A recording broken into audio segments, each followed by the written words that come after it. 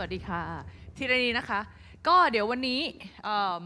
ดิฉันจะมาอัปเดตให้ฟังเรื่องของ AI ต่างๆที่เราจะเจอกันในช่วงนี้นะคะใน context ของ insurance และอื่นๆแล้วก็เวลาเราพูดเรื่อง AI มันก็คงหลบไม่พ้นต้องพูดเรื่อง trusted AI แปลว่าเราต้องทำยังไงบ้างกับ AI ในการทำความเข้าใจมันเนาะ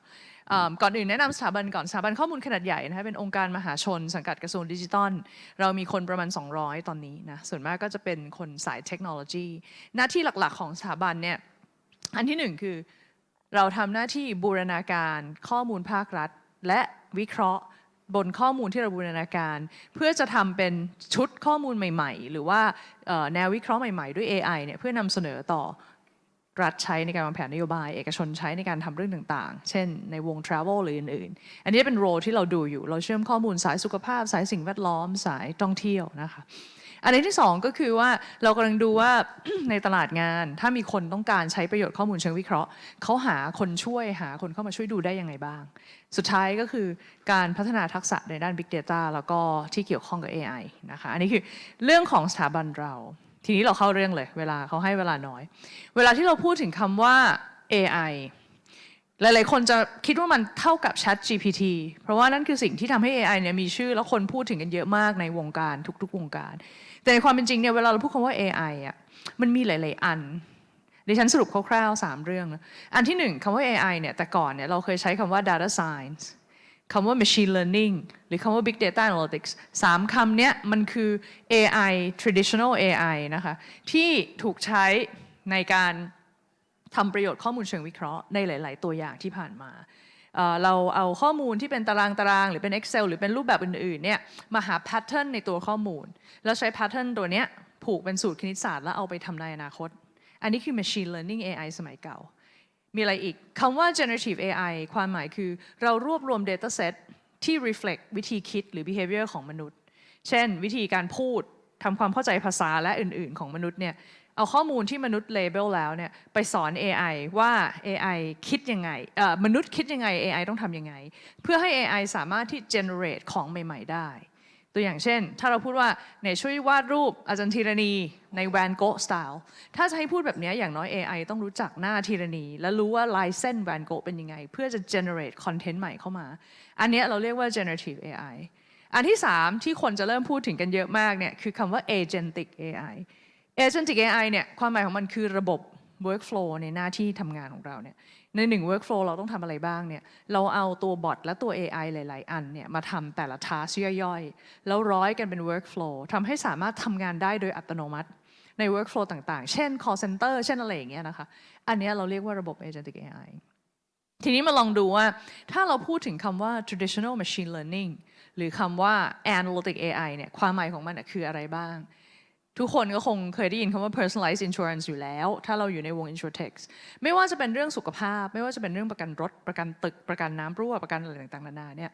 หลายๆครั้งเนี่ยการซื้อประกันเป็นเรื่องยากดิฉันก็เหมือนกันนะเวลาจะซื้อhealth insurance ทีเนี่ยมันยากอะ condition มันเยอะแล้วเวลาที่เขา recommend ให้เราอะมันไม่ personalize เพราะนั้นหนึ่งในวิธีการที่เราใช้ data pattern ในการทำได้คือระบบ recommender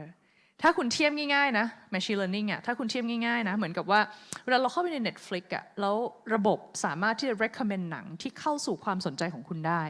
เพราะว่าอะไรเขา segment customer จำนวนมากแล้วเขามีฐาน user ที่ใหญ่พอคุณเข้ามาเริ่มกดไปแป๊บหนึ่งเขาจะเห็น behavior การ interact กับแพลตฟอร์มเขาจะ recommend ความคล้ายของคุณกับคนที่อยู่ใน segment เดียวกับคุณถ้ากลุ่มนั้นเขาดูเรื่องอะไรเขาจะ recommend เรื่องนั้นให้คุณอันนี้คือการที่เราดู behavior การ interaction กับระบบแพลตฟอร์มแล้วแพลตฟอร์มใช้ data behavior ตรงนั้นเนี่ยในการ recommend สินค้าให้เรา insurance ก็เป็นอีกตลาดหนึ่งที่ทำแบบนั้นได้ด้วยการทำ analytic AI คือถ้าเรามีหลายๆพอร์ตหรือกระทั่งถ้าคุณเป็นแบงค์เนาะคุณอาจจะขายประกันในหลายมิติเนี่ยคุณผูกได้หรือเปล่าว่าคนนี้เป็นพ่อของคนนี้แล้วเขาซื้ออันนี้อาจจะเสนอขายอันนี้คนนี้อาจจะผูกกันได้หรือว่าถ้าเขาซื้อหุ้นแบบนี้เขาอาจจะสนใจประกันแบบนี้ behavior ที่ data ที่เราเก็บ behavioral data ทั้งหมดที่เราเก็บเนี่ยมันสามารถที่จะเอามาทำเป็น pattern ได้เพราะฉะนั้นในมิตินี้ถ้าคุณเก็บ customer profile ได้ในหลายๆมิติแล้วดีพอเนี่ยคุณสามารถเอามาทำแบบนี้ได้เนาะ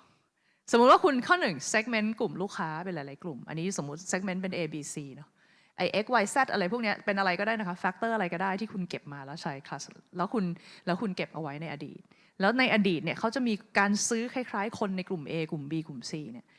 ถ้าคุณให้เจ้าหน้าที่เนี่ยไล่ดูไอ้พวกนี้ทีละบรรทัดทีละบรรทัดเลยบรรทัดเนี่ยมันเป็นไปไม่ได้ที่เขาจะรู้ว่าสรุปแล้วเนี่ยแพทเทิร์นของ Data ของกลุ่ม A เนี่ยใช้แฟกเตอร์ตัวไหนมูลค่าเท่าไหร่บ้างแต่ถ้าคุณเอา AI ไปจับ Machine Learning AI ที่มันทำคือมันอ่านทีละอันนับสถิติของทุกอันแล้วผูกเป็นสูตรที่เป็นรูปต้นไม้เนี่ยนะคะคือผูกเป็นสูตรเลยว่า purchasing pattern ของคนในฐานลูกค้าเดิมเป็นยังไงคราวนี้พอเรามีลูกค้าใหม่เข้ามาเนี่ยแล้วเราเริ่มทำ survey หรือให้ลูกค้าเริ่มตอบอะไรสักอย่างแล้วเราเริ่มมี Data บางส่วนที่เป็น unknown เนี่ยเราสามารถจะยิง Data พวกนี้เข้ามาในโมเดลแล้วมัน predict เลยว่าลูกค้าคนนี้อาจจะเป็น class A ซึ่ง class A แปลว่าอะไรก็ได้นะคะด้วยความมั่นใจกี่เปอร์เซ็นต์เพราะฉะนั้นถ้าถามว่า analytic AI คืออะไรเนี่ยมันคือการศึกษา pattern ใน data ที่เรามีเป็น previous profile ของลูกค้าหรือของใครก็ตามเนี่ยแล้วเอามาทำเป็น mathematical model ที่เขาชอบเรียกว่าโมเดลในสมัยก่อนแล้วก็เอาโมเดลเนี้ยมาใช้ predict ลูกค้าคนใหม่ๆหรือกลุ่มใหม่ๆได้เราใช้ทำ customer segmentation recommendation program และอื่นๆได้มากมายแต่ทั้งนี้ทั้งนั้นเนี่ยเวลาเราพูด analytic AI data อาจจะไม่ได้มีแค่ตารางในฐานข้อมูลเนาะมันอาจจะมีอย่างอื่นด้วยก็ได้อีกอันที่ AI ใช้เยอะนะก็คือในมุมของการทำ anomaly detection ทางเราก็ทำเรื่องนี้ให้กับ2-3 เจ้าอย่างหนึ่งคือสปสช.ทุกท่านเคยรู้จักสิ่งที่เราดูคือ data การเบิกจ่ายสปสช.เนี่ยบางทีโรงพยาบาลส่งมาเบิกแล้วมันเบิกไม่ได้เพราะเขาใช้คำว่าติด C ดิฉันถามว่า C ย่อมาจากอะไรเขาบอกโค้ดก็คือติด error code อะไรสักอย่างเขาต้องส่งไปขอข้อมูลเพิ่มที่โรงพยาบาลถ้าเรามี AI เนี่ยเราสามารถที่จะกรอง pattern ของการติด C แล้วแทนที่ auditor จะต้องเข้ามาไล่ทีละลายเคสเนี่ยเราดีดบางอัน reject กลับไปที่โรงพยาบาลได้เลยบางอัน accept ได้เลยแล้วก็เหลือเคสที่น้อยลงให้ auditor เนี่ยเข้ามาตรวจอันนี้คือ anomaly detection เหมือนกับเวลาที่เครดิตการ์ดโทรหาคุณเวลาคุณรูดบางครั้งเขาไม่โทร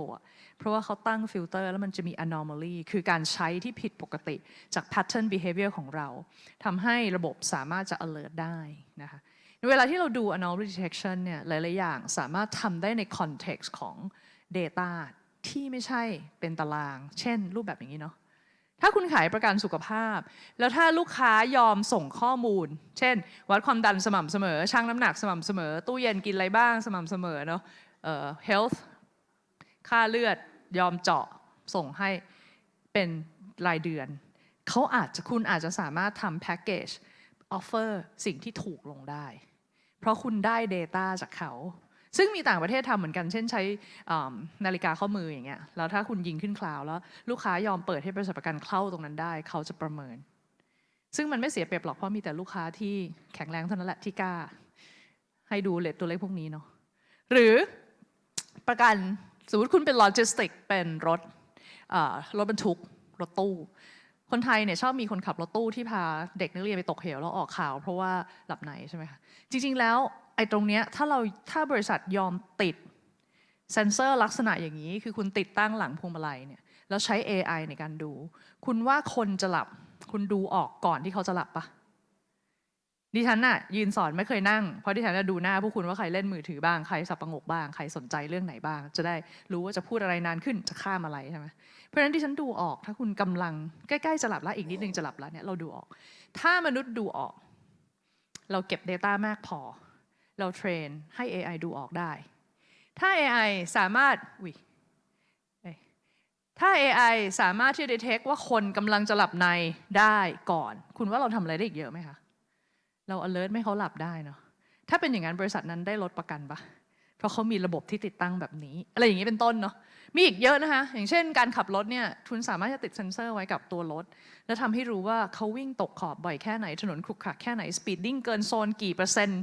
เลี้ยวหักมุมเบรกกระตุกกระชากปาดแซงเยอะแค่ไหนเนี่ยมันเป็นล้วนแล้วแต่เป็นสิ่งที่ detect ได้ถ้าเราได้ข้อมูลเหล่านี้เราก็คิดประกันง่ายขึ้นอันนี้เป็นต้นเนาะหรือกระทั่งอันเนี้ยคือดิฉันอยู่ในบ้านที่คอนโดตึกเก่าน้ำมันรั่วจังตอนนี้ไม่ค่อยมีบริษัทประกันยอมมาประกันเรื่องน้ำรั่วละมันรั่วบ่อยแล้วมันรั่วทีลิฟต์เสียเป็นล้านทุกทีใช่ไหมจริงๆถามว่าน้ำรั่วคุณว่าเราดีเทคก่อนมันรั่วได้ไหมความดันในท่อตกหรือการฟุ้งของข้อต่อแต่อันเนี้ยตึกเก่ามันทำไม่ได้หรอก เพราะว่ามันต้องไปลื้อท่อในฝานะคะแต่ถ้าเป็นตึกสร้างใหม่เขา detect ได้เนาะเพราะฉะนั้นมัน alert ได้สมมุติถ้าเราต้องเจาะกำแพงเข้าไปเนี่ยเราก็ควรจะรู้ก่อนว่าเซ็นเซอร์ตัวไหนยิงออกมาแล้วอยู่ในเรนจ์ของชั้นไหนที่อาจจะมีท่อน้ำที่อาจจะซึมที่เป็นท่อน้ำดีอะไรแบบเนี้ยเพราะฉะนั้นในลักษณะของการทำ AI ที่เป็นเชิงของ analytics เนี่ยเราทำอะไรได้มากกว่าแค่ดูตารางในฐานข้อมูลเยอะและอันถัดมาค่ะ generative AI generative AI ทุกวันเนี่ยคนจะนึกถึง ChatGPT แต่มันมีหลายตัวนะมี Perplexity มี Gemini แต่มันจะคล้ายๆกันคนใช้ในการหาข้อมูลสรุปไอเดียเขียนไอเดียออกมาได้เยอะมันก็มีคำถามสม่ำเสมอว่าในโรงเรียนเนี่ยถ้าเด็กใช้ AI ทำการบ้านก็ไม่เรียนรู้อะไรแล้วเพราะฉะนั้นเราควรจะหรือไม่ควรจะแบน AI ในโรงเรียนนี่เป็นอันที่ดิฉันถามบ่อยนะคุณต้องลองนึกดูว่าถ้าเป็นลูกคุณจะแบนไม่เขาใช้ AI ทำการบ้านหรือเปล่าคำตอบของดิฉันบอกได้เลยว่าไม่เพราะว่าเขาจะเป็นเด็กที่โตมาวันที่เขาเรียนจบเข้ามหาวิทยาลัยหรือออกมาทำงานเนี่ยเขาต้องใช้มันเป็นอย่างเก่งเขาถึงจะ survive ในโลกการแบนไม่ให้เขาฝึกมันไม่น่าจะถูกใช่ป่ะคะแล้วคราวนี้เราทำไงเดียเด็กมันไม่เรียนรู้อะไรเลยอะแล้วคนได้ A คนได้ F ครูแยกไม่ออกวิธีหลักๆคือมันต้องเปลี่ยนวิธีตรวจคุณเอาแต่ผลลัพธ์มาตรวจว่าอันนี้ได้ A อันนี้ได้ C ไม่ได้ละถ้าเขาจะพร้อมคุณต้องเอา prompt script มาตรวจด้วยเพราะว่าการเขียน prompt อ่ะมันโชว์กึ๋นของความเข้าใจในโดเมนนั้นอันที่หนึ่งอันที่สองคือการ validate fact verify fact หลังจากที่ prompt ให้คำตอบมาเขา validate source ของ data แค่ไหนการเขียน source กันไม่ให้เกิด hallucinate คือมัน generate ของที่ไม่มีตัวตนขึ้นมาเนี่ยคุณระวังกับมันแค่ไหนใช่ไหมคะคุณได้ข่าวที่ Deloitte ถูก Australian government ฟ้องใช่ไหมเพราะว่าใช้ AI ซึ่งเขาประกาศนะคะว่าเขาจะเขียนแผนให้โดยใช้ AI ช่วยแต่เขาไม่ทำ fact validation เพราะฉะนั้น AI reference data ที่ไม่จริงแล้วทำให้เจ้าหน้าที่ต้องมาตรวจสอบตรงนี้อันนี้คือเราใช้ AI กันไม่เป็นเพราะฉะนั้นโจทย์ที่ดีคือไม่ใช่เลิกใช้ AI เนาะต้องใช้ให้เป็นต่างหากถามว่าถ้าจะใช้ให้เป็นคุณว่าถ้าคุณมองวันนี้นะคะ AI เนี่ยนี่คือยี่ห้อหลักๆที่ออกมาในช่วงนี้นะปี 2002 เนี่ยจะเป็น launch ของ ChatGPT ซึ่งบูมมาก2003 เริ่มมีการแข่งขันของยี่ห้อพวกนี้เกิดขึ้นลุยกันเละแล้วประมาณปี 2003 เข้า 2024 เนี่ยมันเกิดเหตุการณ์ที่ AI เริ่มมี hallucination ซึ่งไม่แปลกนะคะจำได้ไหมเราใช้คำว่า generative AI คือ generate ข้อมูลใหม่ๆของใหม่ๆเพราะนั้น hallucination มันไม่เชิงเป็นบั๊กนะมันเป็นฟีเจอร์ของคำว่า generative AI เนาะเพราะนั้นมันต้องเริ่ม generate ของใหม่คนเริ่มกลัวแล้วว่าให้ใช้ AI แล้วมันตอบผิดเรา trust AI ได้มากแค่ไหนเราต้อง governance อะไร AI บ้างเนี่ยเป็นจุดที่คนเริ่มพูดถึงเยอะแล้วก็หลังๆมันก็จะมี multi model คือใช้ AI หลายๆชนิดเช่นภาพถ่ายผสมเสียงผสมอะไรเนี่ยมาในการทำโมเดลพร้อมๆแล้วตัดสินใจร่วมกันก็เริ่มมาละอันนี้ก็จะเป็นเคสของคำว่า generative AI ที่ค่อนข้างเข้ามาเยอะส่วนคำว่า agentic AI เนี่ยจริงๆดิฉันก็เกริ่นไปคร่าวๆแล้วว่าทุกๆครั้งของการทำงานในหน้าที่การงานเรามันจะมี workflowยกตัวอย่างในราชการง่ายๆเนี่ยสมมติเราเดินทางไปต่างประเทศกลับมาเด็กต้อง submit เอกสารเพื่อเบิกจ่ายค่าเบี้ยเลี้ยงค่าตั๋วเครื่องบินค่าพวกเนี้ยอันนี้คือ workflow ถ้าคุณ study workflow นั้นดีๆคุณจะค้นพบว่าหลายๆอย่าง automate fill in ให้อัตโนมัติได้เช่นค่าเบี้ยเลี้ยงไม่ต้องให้เด็กคำนวณเพราะมันคำนวณผิดมันไม่เข้าใจกฎหรือว่าการ submit เอกสารสามารถทำอัตโนมัติได้การยิงของกลับเข้าอีเมลหลายๆอย่างทำอัตโนมัติได้พวกนี้คือ task ย่อยๆที่ใช้ human หลายๆคนทำเราสามารถ replace human agent ด้วย AI agent ที่ทำ task เล็กๆแล้วจับมาร้อยเป็น workflow แล้ว deploy ให้มันรันอัตโนมัติอันนี้เราเรียกว่า agentic AI อันนี้ที่ฉันไปยืมมาจากบริษัทเลยภาพอันที่หนึ่งก็คือถ้าคุณจะทำ agentic AI ที่เป็นเรื่องของ customer support เนี่ยข้อหนึ่งคุณต้องรู้ก่อนว่าบริษัทคุณเนี่ยดึงข้อมูลจากลูกค้าเนี่ย channel ไหนบ้างแล้วหลังจากนั้นคุณก็ต้องมี master agent ที่จะคอย orchestrate แปลว่าคอยจัดสรรว่าใครทำอะไรเนี่ยส่งไปคนนี้ต้องไปตีความหมายเช่นตัวอย่าง LLM ตัวนี้มีหน้าที่ไปตีความหมายคำถามว่ามันเข้า bucket ถามเรื่องอะไรมันมี behavior ของ agent คือเขาถามด้วยความโกรธหรือถามด้วยความอะไรยังไงก็ตามคำตอบคุณ AI ตอบอัตโนมัติได้ไหมความเสี่ยงเท่าไหร่มี AI ประเมิน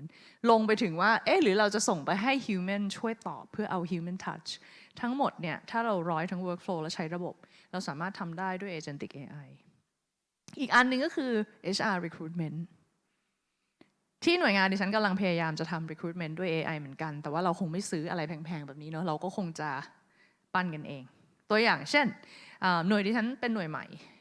เพราะนั้นมันเป็น2 ปีแรกของอายุของหน่วยเพราะนั้นอัตรามันเพิ่มทุกปีเพราะนั้นการ recruit คนเข้าระบบอะเราทุกๆครั้งเรามี proposal ที่เข้าระบบเป็นหลักร้อยอะซึ่งเราเปิดอัตรามันมีคนสมัครเยอะใช่ไหมคะเพราะนั้นเรามีเจ้าหน้าที่ HR แค่คนเดียวการที่เจ้าหน้าที่ HR จะสามารถ process กระบวนการสัมภาษณ์ process ทุกอย่างได้เนี่ยเขาทำงานหนักมากเลยอะแล้วเราเอาคนอื่นมาช่วยไม่ได้เพราะ HR เรามีแค่5 คนคนที่เหลือมันก็ยุ่งตายหมดเลย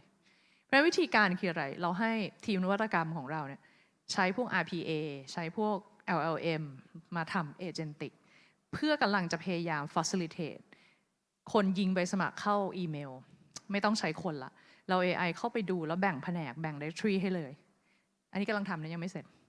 ล้วงเข้าไปดูว่าวุฒิและคุณสมบัติเป็นไปตามที่เราประกาศหรือเปล่าเพื่อจะ reject อันที่ไม่เป็นแล้วค่อยส่งไปให้ผอ.แผนกเลือกอะไรแบบนี้เป็นต้นเนี่ยมันคือสิ่งที่เราทำได้ด้วย autonomous workflow ที่เรียกว่า agentic คราวนี้คุณจะค้นพบว่าพอคุณเข้าสู่โลกของคำว่า agentic AI เนี่ยมันชักง่ายมากแล้วอะในการที่ config agentic นี่ง่ายนะคะแล้วก็ generative ด้วยเอามาผสมกันเนี่ยพอคนเริ่มใช้ AI เยอะเนี่ย concern อะมันเริ่มมา เพราะว่าคุณว่าถ้าเกิดว่าใบสมัครที่สมัครเข้ามาแล้วเราใช้ AI ดีดใบสมัครบางอันทิ้งไปเลยเนี่ยคนบางคนจะไม่ได้รับโอกาสให้เริ่มสัมภาษณ์เลยแล้วพนักงานหรือเด็กจบใหม่หรือสเปคอะไรมันจะยังไงอะ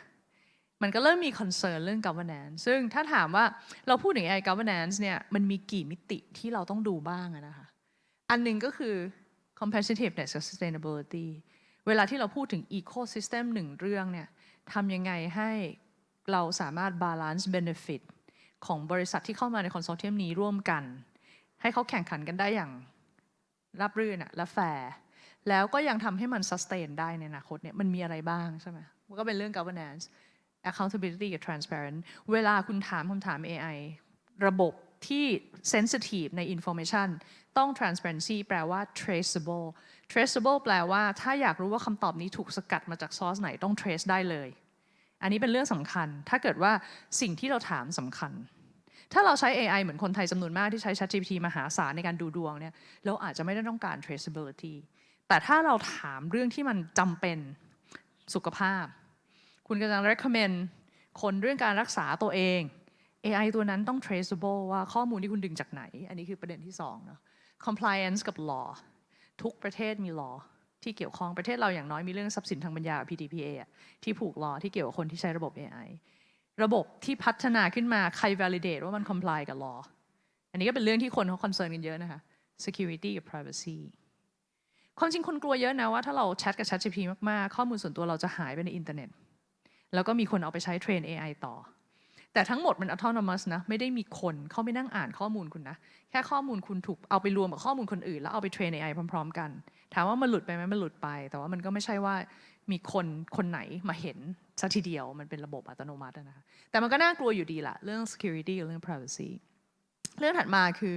equality กับ fairness อันนี้เป็นอันที่คน concern สูงมากเวลาเราพูดเรื่อง trust ของ AI ตัดสินใจ fair หรือเปล่ามันเกิด equality หรือเปล่าเกิด fairness หรือเปล่า data set เรามี bias หรือเปล่าเราจะใช้ AI ตรวจสมัครงานเนี่ยมีอยู่ช่วงหนึ่งเมื่อนานมา Amazon เคยทำแล้วเขาต้องยกเลิกไปเพราะว่า AI เลือกแต่ผู้ชายมาสัมภาษณ์ซึ่ง AI ไม่ได้เข้าข้างผู้ชายเนอะแต่ว่า data ที่ใช้เทรนprevious employee record เป็นผู้ชายซะเยอะมันก็เลย bias แบบนี้ได้เกิดขึ้นได้เพราะฉะนั้นมันก็เลยเป็นสิ่งที่คุณต้องระวังเรื่อง equality แล้วก็เรื่อง reliability ด้วยนะคะสุดท้ายแล้วเนี่ยhuman centric decision making อาจจะทำให้คุณ comply กับ law ได้มากที่สุด เช่น การแพทย์ คุณจะใช้ AI อะไรก็ได้อะถ้ามันจบที่หมออ่าน AI ใช้วิจารณญาณแล้วตอบคนไข้นี่คุณไม่ต้องแคร์เรื่องนั้นใช่ปะเพราะคน make decision กลายเป็นแพทย์ไม่ใช่ AI เพียงแต่ว่า AI เป็น tools เพราะฉะนั้นถามดิฉันวันนี้ดิฉันไม่ได้คิดว่า AI จะมา replace คนทั้งหมดแต่คนที่ใช้ AI adapt ไม่ได้ในที่ทำงานมีสิทธิ์ถูก replace เหตุผลคือเราจะใช้คนเท่าเดิมทำงานได้มากขึ้นหรือคนน้อยลงทำงานได้เท่าเดิม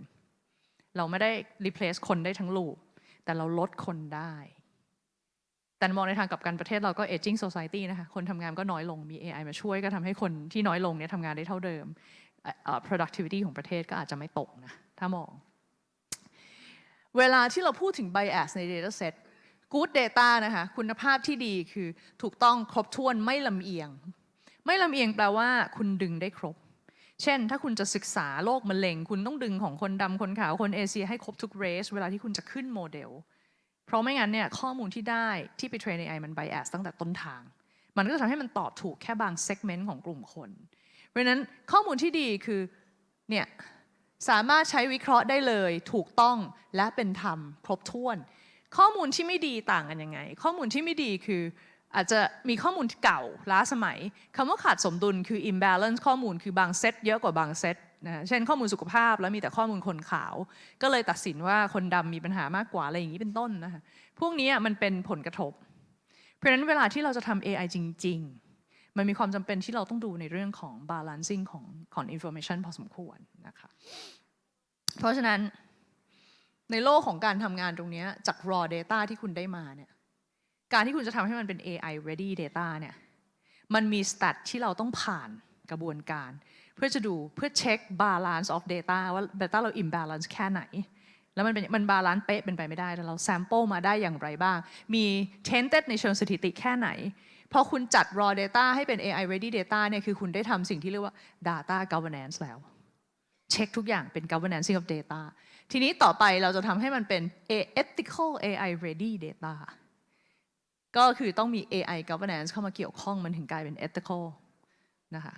เช่น guardrail คุณเคยได้ยินคำว่า guardrail เนอะการตอบถามเพื่อจะให้ความช่วยเหลือในคนฆ่าตัวตายเราควรทำหรือเปล่าการตอบถามเกี่ยวกับนักการเมืองควรทำหรือเปล่า AI ได้พุท guardrail คือที่บล็อกไว้ได้มากแค่ไหนในการทำเรื่องพวกนี้นะคะจาก ethical AI ready data เนี่ยมันจะเป็น responsible AI เนี่ยคุณก็ apply AI governance เข้าไปกับรวมกับ machine learning เพื่อมุ่งสู่ responsible AI ซึ่งเป็นเทอมที่คนพูดถึงเยอะว่าเราจะเป็น responsible AI ได้แค่ไหนได้อย่างไรนะคะเวลาเราพูดถึง AI life cycle เนอะคือตอนนี้ประเทศเราอยู่ใน2-3 อันแรกซะเยอะอันที่1คือ collection of data เราภาครัฐก็เหมือนกันนะดิฉันดึงข้อมูลมาสิ่งแรกคือต้อง clean และ consolidate data ให้เป๊ะในระดับหนึ่งเราสามารถใช้อัตโนมัติตรวจสอบความผิดปกติในตัว data ได้เยอะนะคะเราทำได้แค่ไหนเราทำเรื่องความยินยอมถ้าเป็นข้อมูลส่วนบุคคลหรือ consent ได้แค่ไหนแล้วคือ data พอ collection มาถูกเนี่ยการทำ preparation data prep ดิฉันได้ data มาเยอะช่วงนี้เพราะเราทำระบบThai large language model อยู่บางทีหนังสือมาหาเราเป็นเล่มเนี่ยเราไม่ได้เอาเข้าไปเทรน AI ได้ทั้งเล่มคือ PDF มา PDF เข้า AI ไม่ได้มันต้องมีการ label data แล้ว cleansing ของ data ในระดับหนึ่งนะก็คือ preparation ของ data ซึ่งใช้พลังและใช้คนนะคะอันถัดมาคือเอา data ที่ prep แล้วไปเทรนเนี่ยมันก็ต้องดูพวก statistical bias คือ data set ต้องถูกเช็คมันมี map ที่ให้ทำพวกนี้ statistical bias เราเช็คก่อนไปเทรนแล้วก็ต้องมา evaluate เวลาเรา evaluate เราก็ต้อง make sure ว่า data set ที่เรามีเนี่ยเอาไปเทรนแล้วเราไม่ควรเอาอันนั้นมาเทสมันควรจะมี data set ใหม่มาเทสอันเนี้ยเขาเรียก benchmark กับ testing standard คำว่า testing standard ถ้าแปลให้ง่ายที่สุดคือข้อสอบสำหรับสอบ AI ว่าเขาตอบเรื่องนี้ได้แม่นแค่ไหนเหมือนที่เราใช้สอบมนุษย์เพราะนั้นทำไม AI lawyer ในอเมริกาถึงได้ชอบพูดคำว่า AI ตัวนี้สอบบาร์ผ่านในครั้งเดียวเก่งกว่า lawyer จากมหาลัยไหนเพราะว่าเขาใช้ข้อสอบบาร์เทสเนี่ยซึ่งแยกจากสิ่งที่ใช้เทรนเพราะนั้นบทเรียนที่ใช้เรียนเอาไปสอนสิ่งที่เทสคือข้อสอบเพราะฉะนั้นเนี่ยเราต้องเตรียมข้อสอบสำหรับสอบ AI ดังนั้น Benchmark Standard Center ที่ EDA กับ Nectech ทำร่วมกันอยู่นั้นเนี่ยมันยังไม่ได้ตอบโจทย์ทุกวงการนะมันใช้พลังนิดนึงต่อมาก็คือ deployment เนาะการตรวจสอบผลลัพธ์อย่างเป็นระยะของ AI ก็เป็นเรื่องสำคัญนะเวลาที่เราจะทำ responsible AI เนาะอันนี้ดิฉันจะเล่าคร่าวๆแล้วกันว่า data prep guideline เนาะถ้าเราจะทำ original model เดี๋ยวนะคำว่าทำ original model เราคนไทยไม่ได้ดีไซน์โมเดลมันมีของมันมาแต่โมเดลเปล่าใช้อะไรไม่ได้เลยสิ่งที่ต้องทำคือเก็บ data prep เอาไปเทรนโมเดลจนกระทั่งเขาเรียกว่า pre-train โมเดลที่ pre-train มาแล้วจึงจะสามารถตอบคำถามในบริบทที่เราต้องการได้เพราะฉะนั้นเวลาใช้คำว่าทำ AI เนี่ยเราไม่ได้เริ่มจากสมการมันมีของมันแต่ว่าการเทรนคืองานทั้งหมดที่สำคัญนะคะเราจะ deliver data set ที่ cover quality แล้วก็ data lineage ก็คือการทำ traceability ได้อย่างไรบ้าง quality ของ criteria ของ data มีหลายตัวมันขึ้นอยู่กับว่า data คุณมี nature แบบไหน คุณจะเช็คมันด้วยอะไรเช็คด้วยการสุ่มตรวจ accuracy ของ data ที่ใช้เทรนหรือเปล่าหรือเช็คด้วยการดูว่าคุณดูด data มาจากอินเทอร์เน็ตเว็บไซต์ไหนมี credibility แค่ไหนก็ได้เพราะฉะนั้นเราเช็ค quality ได้หลายมิตินะคะพอเราเช็ค quality เสร็จปุ๊บทำพวกนี้ปุ๊บเนี่ยเราก็จะสามารถทำ accurate label ของ data เพื่อเตรียม train model สเต็ปถัดมาของการ train model ก็คือเช็ค bias หรือยัง inherent bias แปลว่าอะไรอย่างที่ฉันยกตัวอย่างเรื่อง LLM แล้วกันเพราะเป็นสิ่งที่เราทำอยู่เนาะคุณจะค้นพบว่าอะไร common pre-trained data set ของทุกยี่ห้อ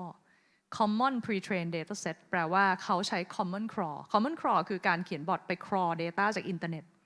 text จากอินเทอร์เน็ตบล็อกต่างๆเนี่ยแล้วเอามาใช้ train AI เพื่อให้มันเข้าใจภาษานั้นๆประเทศเราอินเทอร์เน็ตมีเป็นร้อยๆภาษาบางเอกสารมี3ภาษา4ภาษาอยู่ข้างในเพราะฉะนั้นเขาจะดึงพวกนี้มาแล้วมาสอน AI เนี่ยเวลาเราพูดว่า bias คืออะไร common crawl เพื่อเอามาใช้ในการเทรน AI เกือบทุกตัวในโลกนี้ที่เป็น commercial นะคะอันที่หนึ่งคือ distribution ของ language ภาษาอังกฤษ 44% คุณว่าภาษาไทยอยู่แรงเท่าไหร่ตารางที่1ภาษาไทยยังไม่ขึ้นใช่ไหมคะถ้าคุณดูจริงๆภาษาไทยอยู่ประมาณนี้คือ44กับ 0.4 เนาะเพราะฉะนั้นเนี่ยเวลาคุณพูดปุ๊บคือเราเป็น small minority แล้วมี cultural bias ใน data set อัตโนมัติ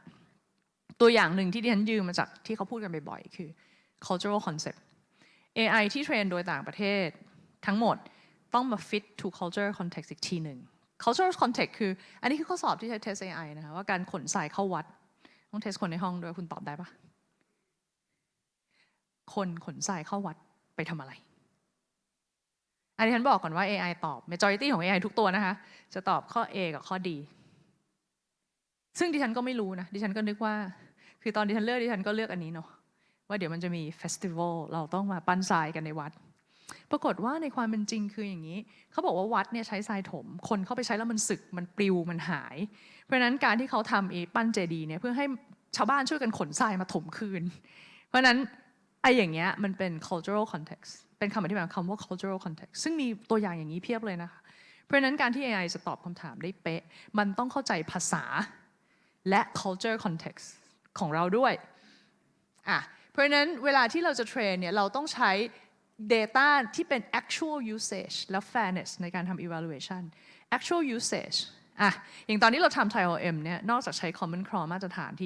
ที่ต่างประเทศใช้แล้วเนี่ยเราอย่างทีมเรานี่คือมี BDI กระทรวงดสเนาะมี NECTEC กระทรวงอวมี WISTEC มีสมาคมผู้ประกอบการปัญญาประดิษฐ์และอื่นๆเนี่ยมาร่วมกันทำด้วยกันเนี่ยเราทำเรื่องขอในนามราชการหอสมุดแห่งชาติคือให้เราทุกเล่มที่หมดลิขสิทธิ์แล้วเพราะฉะนั้นเรามีเท็กซ์ที่คนอื่นไม่มีแล้วนะกฤษฎีกาให้เราทุกฉบับ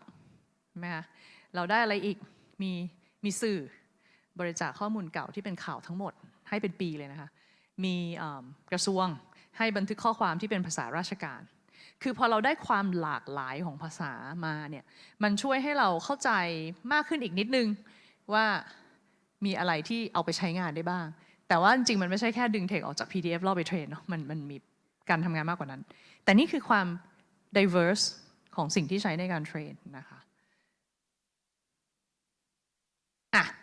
แล้วถ้าคุณเป็น AI มียี่ห้อล่ะคุณต้อง consider อะไรคุณต้อง consider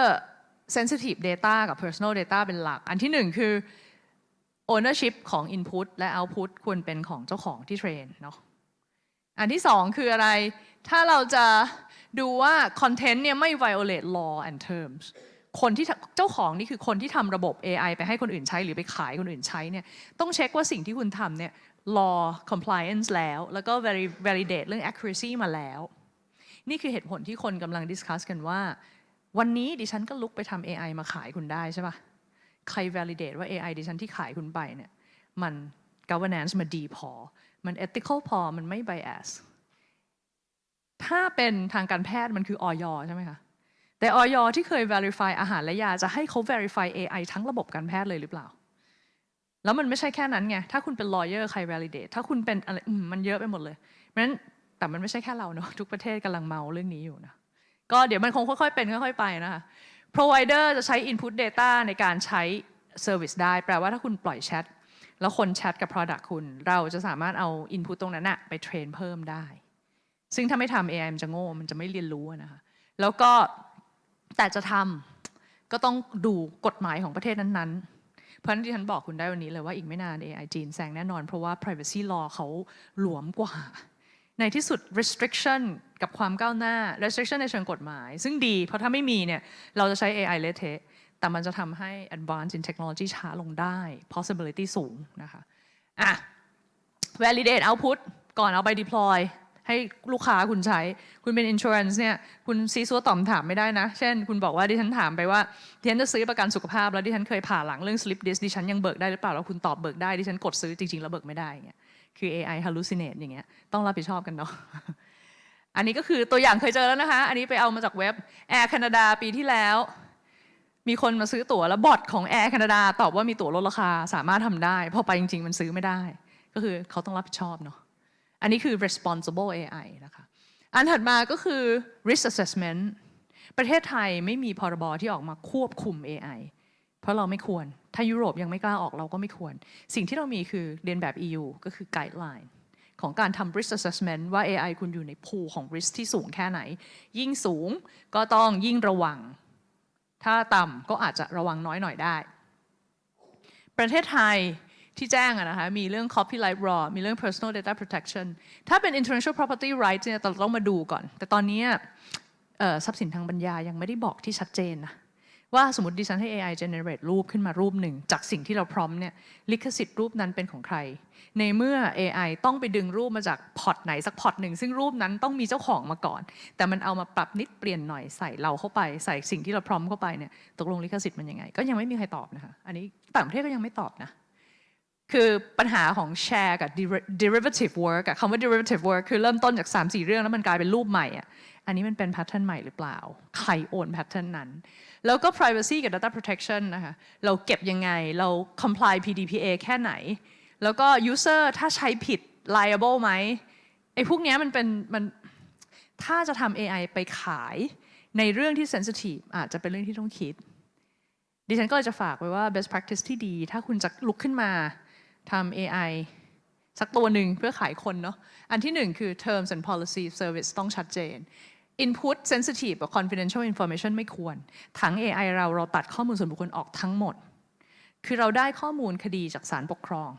ซึ่ง by definition ข้อมูลคดีที่ปิดแล้วเป็น open data เพราะเขา publish บนเว็บแต่เขาก็ concern เราต้องเอาชื่อออกก็คือในสคริปต์นั้นเนี่ยถ้าขึ้นต้นด้วยนายเราจะเอาคำหลังออกให้กลายเป็นนายกนายขออะไรอย่างเงี้ยนะเพราะเราต้องดูเรื่องนี้ว่าoutput เราดูsensitive information เรา clean มันยังไง output verification เราทำยังไงถ้าไม่เข้าใจพอตอนนี้อาชีพนี้กำลังมาแรงเนาะ AI governance lawyer เนี่ยต้องคุยหรือเปล่ากับ policy change ต่างๆต้องทำก็วันนี้ขออนุญาตฝากไว้ด้วยสไลด์สุดท้ายแค่นี้ขอบคุณมากค่ะ